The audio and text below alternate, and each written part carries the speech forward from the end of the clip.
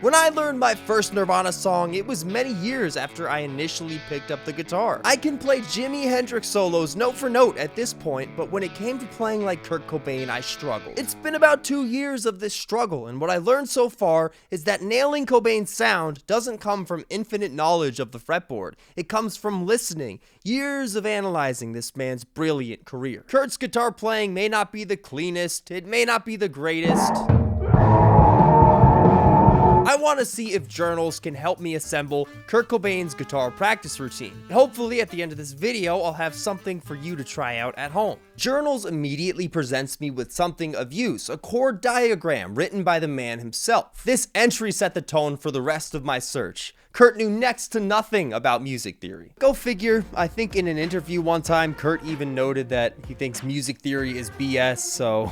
I mean, I couldn't even pass Guitar 101. As much praise as self-taught musicians get on the internet, it often calls for poor technique, but it's all about breaking the rules in the right way.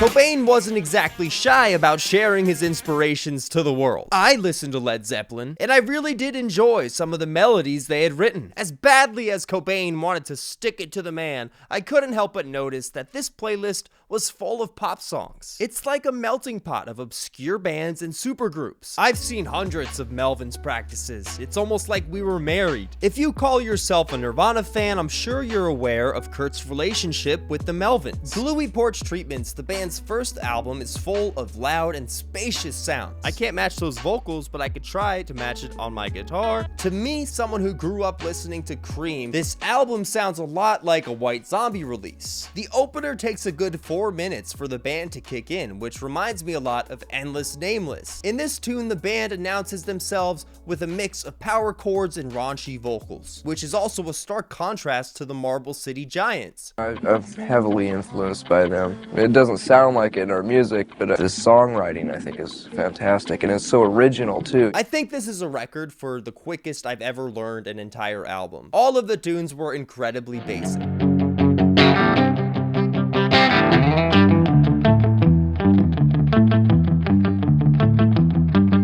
Man, I'm getting hungry after all of that practice.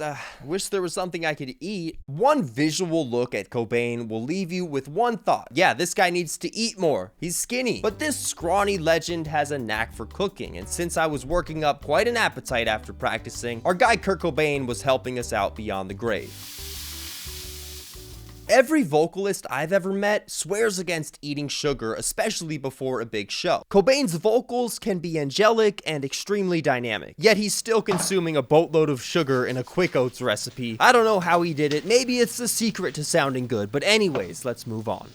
Despite his outward appearance, when Kurt Cobain plugged in, he just transformed. His guitar tone is loud and assertive, just like Cobain wasn't. Listening to Kurt Cobain's home recordings on the Montage of Heck album, it's clear that he kept a healthy rotation of acoustic and electric guitar practice. In a separate interview, however, Kurt Cobain gives us a direct look into his practice routine. The night before I wrote about a girl, I listened to the Beatles over and over. If you truly want to meet the Beatles, I think this album is the best way to do it. Not a Second Time is a melancholic chord progression swaying from G to A and back and forth. These types of chord progressions almost make me feel like I'm saying goodbye to someone, and coincidentally, About a Girl makes me feel the same way. I believe he used this song not only as inspiration, but to practice singing and playing at the same time. Now, this is a trait that not all guitar players are born with. The first song I learned to sing and play at the same time with was Killing Floor by Jimi Hendrix. Needless to say, I bit off more than I could chew with this one.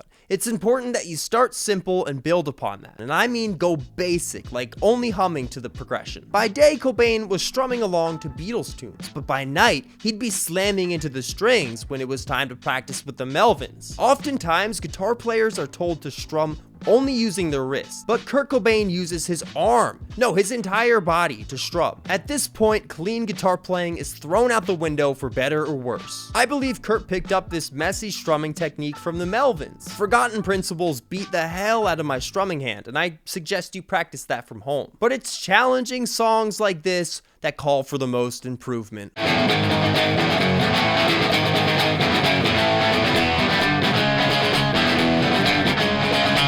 Wow. I was only playing that for a couple minutes and my strumming hand is gas, so. Compared to the shred-oriented lessons we've all become accustomed to, Cobain's practice routine focuses on creativity. Mr. Mustache is a song we previously covered on this channel.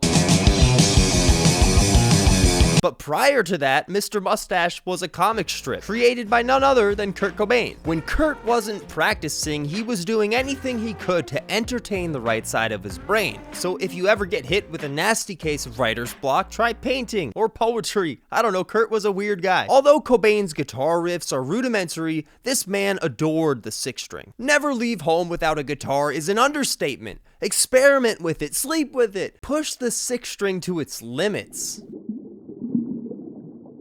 One thing I love about recreating this rig is the fact that it's extremely accessible. You don't need a Klon Centaur to sound like Cobain. For Cobain, the guitar was an expression, so he cranked his amps at any given opportunity. At first, I can imagine a young Cobain plugged into his high-flyer guitar, FX pedals littered across the floor. Even further deviating from this book, I found an actual recording of Kurt Cobain and Nirvana practicing. I hate to overanalyze this, but it seems like Kurt Cobain was a shy guy. He was either forced to face this wall because of limited space, or he just didn't want to make awkward eye contact with his bandmates. Just garbage. What I know so far is that lyrics came last in the songwriting process. Kurt Cobain often told us that he put little to no thought into his lyrics, but he knows not what it means, and I say, spring is here again, reproductive glands. Man, he was really a genius. A mosquito, my libido. Of course, the classic lyrics too. Guitar legends like Jimi Hendrix would practice his instrument up to 10 hours a day. But what about Cobain? An undeniable force in the progression of rock music, but also a mediocre guitar player. During his come-up, Cobain was mostly unemployed, the internet didn't exist yet, so he spent less time watching YouTube videos. In preparation for Nevermind, we know that the band practiced 15 hours a day, although history tells us nil about how much time Kurt personally put into the instrument. I'm not great at math, but if Kurt picked up the guitar at age 14 and 10 years later gets worldwide recognition, that's a good 10 years of experience in between. Regardless of how much Kurt Cobain practiced, it's important to stay consistent. Wear the calluses on your fingertips like a badge of honor. After finishing Journals by Kurt Cobain, I now have a completely delusional relationship with the man. Although occasionally these entries were hard to read and at other times they were completely nonsensical, Journals has shined a completely new light on Kurt Cobain's legacy, and I totally recommend a read. There's nothing more satisfying than witnessing someone doing what they were put on this earth to do. Thanks for watching. Subscribe for more Nirvana content. I'll see you later. Happy birthday, Kurt Cobain! Play as often as you can and be really dedicated and try to write good music. It doesn't matter what your product looks like, it's what it sounds like.